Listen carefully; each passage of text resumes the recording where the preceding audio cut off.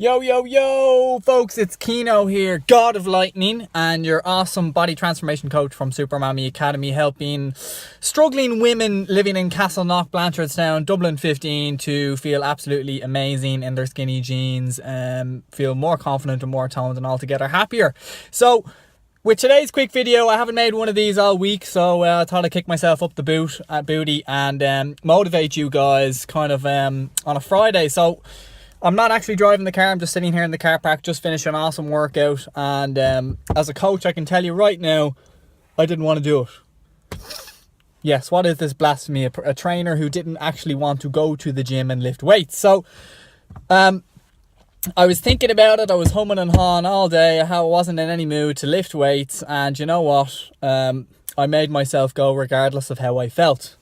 So, the lesson to be learned in this video really is at Super Mommy Academy, there's times where I get text messages, people message me, people put messages in the group saying, I'm not going to make it tonight, I'm not feeling up to it.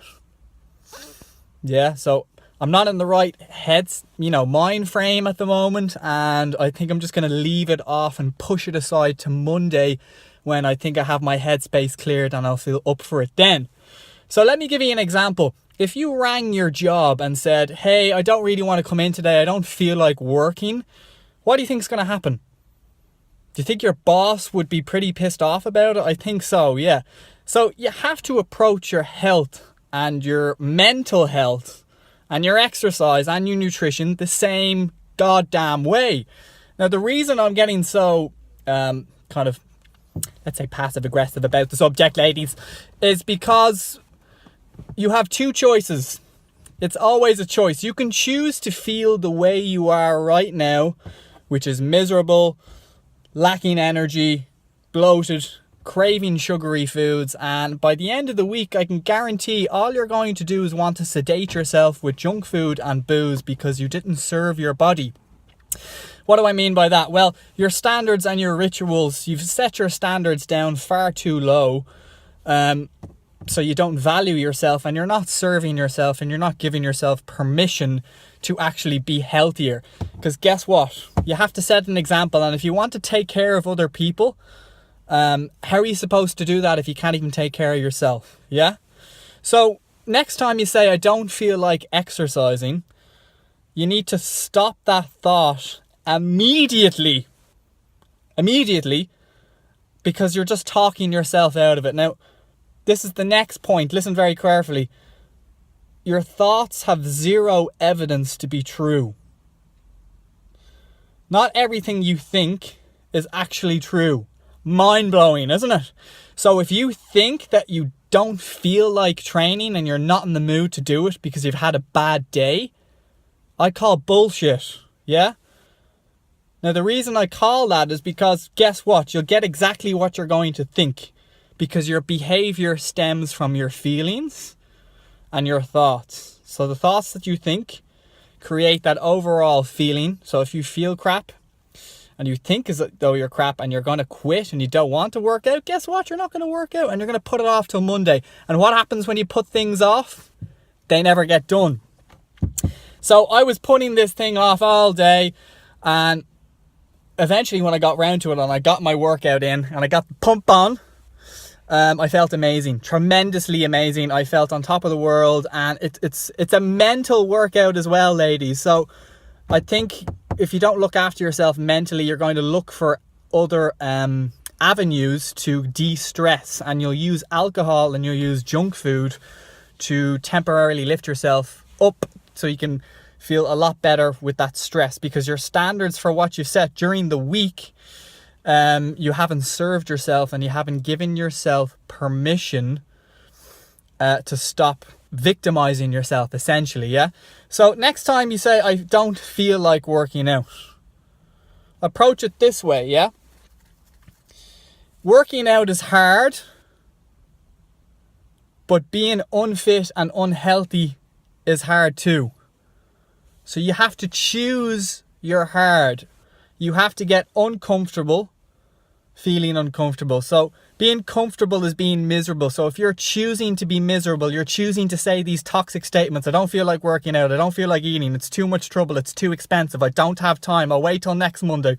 I'll wait till the end of the year. I'll wait till Santi comes down the chimney. And then, do you know what? If I get a gift voucher to join the gym, I might do it then. But until the right time comes around, you'll continuously feel as though you don't have the standards, the rituals, and the motivation.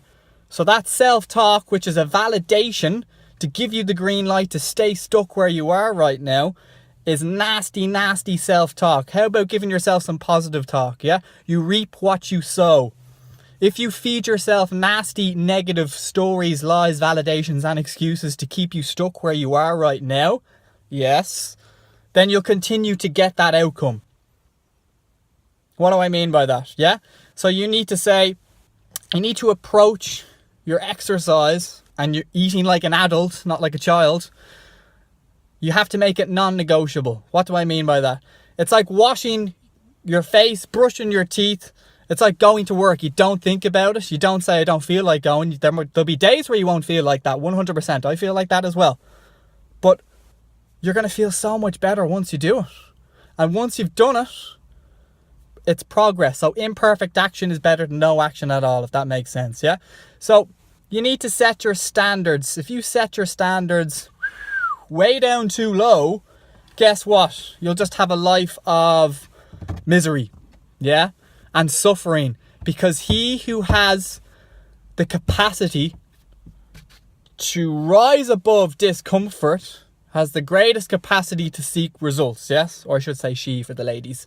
So the ladies who tend to try to reduce their stress and who tend to avoid discomfort, so they avoid exercise, they avoid trying to eat right, so because they have to have a life and they have to live and they have to enjoy themselves at the weekend, but deep down inside they feel absolutely miserable come Monday stepping on the scales. I know this is what happens. This is the process every woman goes through in Dublin and Blanchardstown and Castleknock. I know what it's like, ladies. I get it.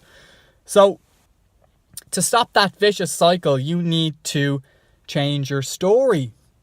And it starts here.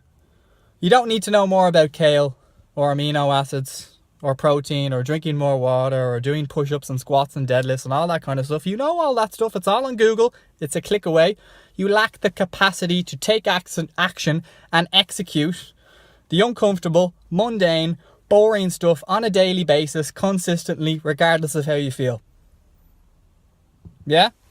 It's as simple as that. Now you can click this video off and get all annoyed at me. You can point the finger at me and tell me, Jesus, you're talking a load of crap. Or you can actually take responsibility. You can step up and you can burn the boats. You're on the island. What are you going to do? You want to take over the island? You got to burn the boats, take responsibility and stop victimizing yourself and gathering information and thinking about it and sitting on the fence and wondering why you feel so miserable the whole time, because you're actually creating that. You're creating a life of misery because you're choosing to do the things that keep you there. Does that make sense? So stop talking about it, start being about it, start doing that stuff. Have an amazing Friday and I will see you on Monday.